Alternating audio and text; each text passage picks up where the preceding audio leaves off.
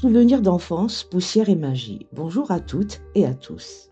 Et bienvenue dans ce petit retour vers le passé. Ou plutôt vers mon passé.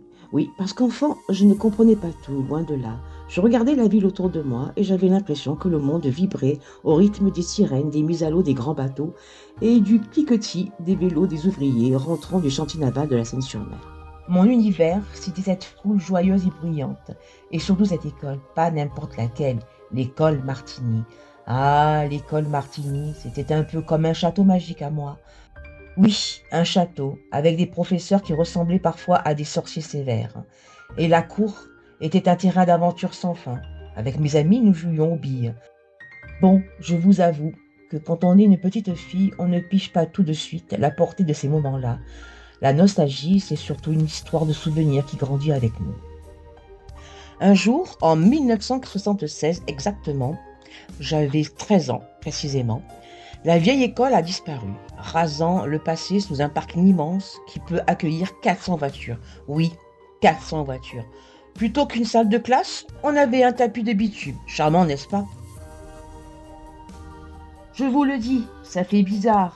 Quand les pelles mécaniques démolissent le lieu qui a vu grandir nos rêves, nos premiers copains, nos premiers rends ton devoir, où tu es banni du monde magique. Je vous cite Marius Autran dans Histoire de l'école de Martigny, première partie. Le 7 décembre 1976, quand les vieux murs, les charpentes, le préau métallique, les ateliers, les salles de dessin, le labo, la cantine, le gymnaste s'effondrèrent sous les coups de butoirs implacables des engins mécaniques, quand les vieux arbres de la cour furent arrachés, quand les camions emportèrent les décombres à travers d'immenses nuages de poussière, des milliers de nos concitoyens ont ressenti une émotion certaine devant le spectacle de ce chantier apparemment banal. Martigny avait vécu. Il disparaissait aussi la chapelle des pénitents blancs, la présentation, l'abattoir qu'on appelait autrefois l'égorgerie. Ouh, ça fait peur. L'externat Saint-Joseph, le lavoir Saint-Roch. Ainsi va l'histoire. Toujours d'après Marius Autran, la glorieuse école Martigny ne pouvait pas disparaître tout à fait. Et c'est à travers ce livre que je lui rends hommage. Mais l'école, elle n'a pas complètement disparu, non. Parce que dans ma tête, un truc s'est passé. J'ai décidé de la ressusciter, de la transformer. L'école Martini est devenue une école magique, digne d'un célèbre petit sorcier que vous connaissez tous, avec ses énigmes, ses aventures et ses mystères, à rebondissements.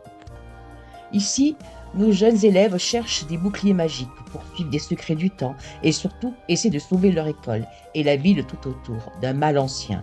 La Seine, Sifour, Sanary, Bandol, toutes ces villes protégées par un dôme magique qui est en péril. Je vous vois déjà vous demander, mais elle a fumé quoi, cette fille, pour inventer tout ça? D'ailleurs, je ne fume pas, là. Eh bien, peut-être juste un peu trop de souvenirs, un brin d'imagination, beaucoup d'imagination, et beaucoup d'envie de ne pas voir ce passé s'effacer dans le bitume. Alors voilà, ce podcast est un mélange de souvenirs doux amers et cette folie douce qui transforme un parking en château enchanté.